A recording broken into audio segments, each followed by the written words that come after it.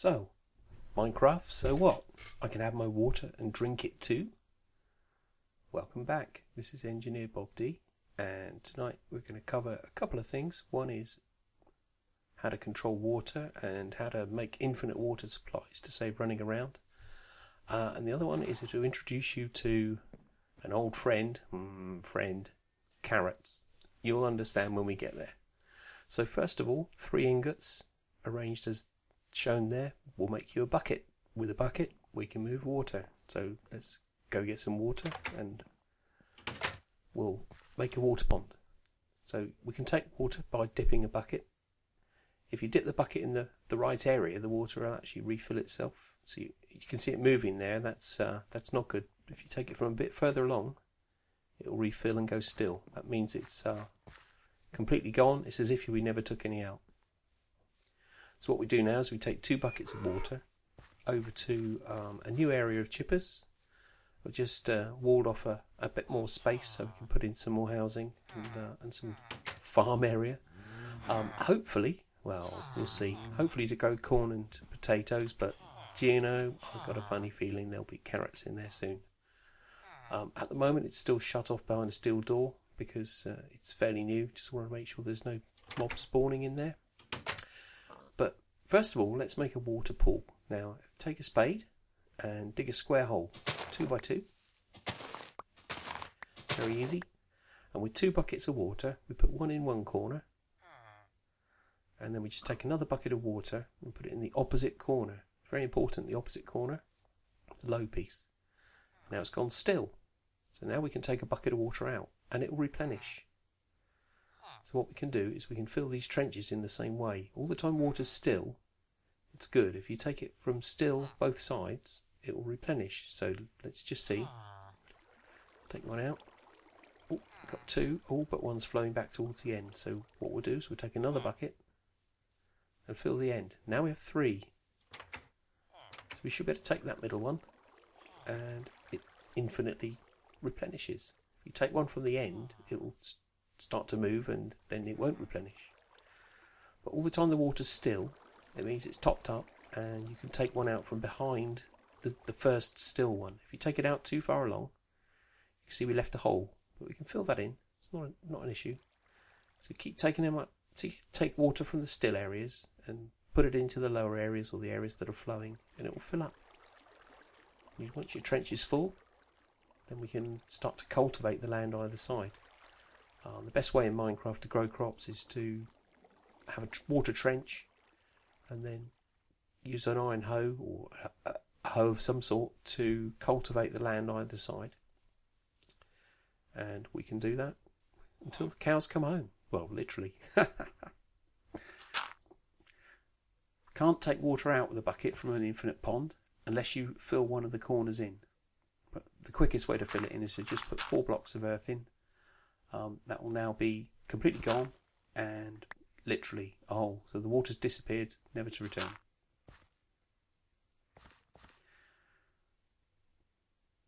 Right, our newly filled water troughs, what we'll now do is cultivate some land. First of all, we take cobblestone slabs or stone slabs and place them over the top of the water. It does 2 things. It stops falling in. And because we've not used blocks, you can run along the blocks and jump down onto the crops as they're growing and you won't destroy the crops. If you jump up and down on a crop area, you'll actually destroy the crops and it'll go back to grass and you have to literally recultivate it. But if you put in some stone slabs over the water, it makes pathways that you can move along. And also, because they're slabs and not full-size blocks, if you run off with them, you don't squash your crops. So we're busy, quick path laying exercise, and this is what I will be doing around all of the crop areas, and then we'll cultivate. Oh, don't throw them, that doesn't work too well. So I won't video all of this.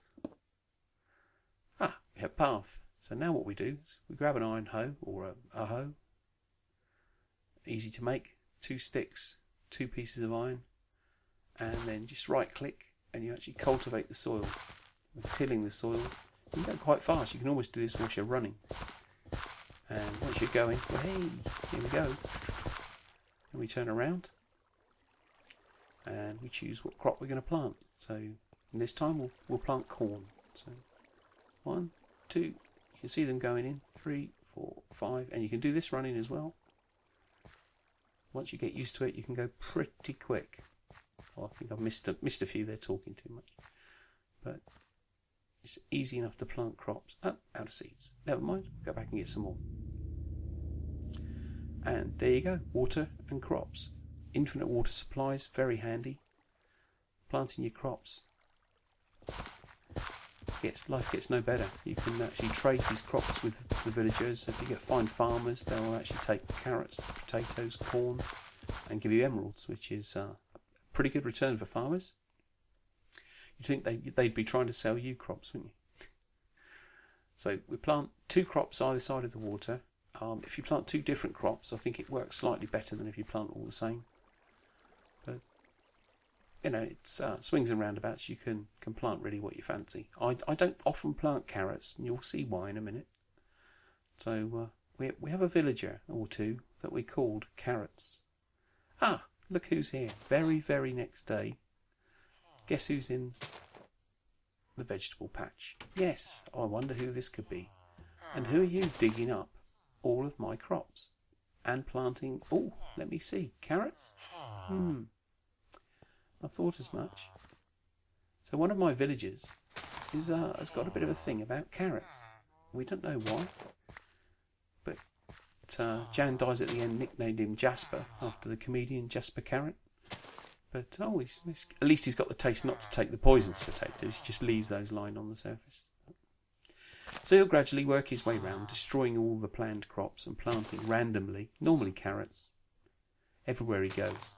You can dig him up and he'll come back and plant carrots. He's very reliable. He's a reliable graffiti artist, but he graffitis with carrots. Yes, you. Thanks for your help. Not. So he'll take the potatoes and leave carrots. I despair. We'll come back and check on him a bit later on.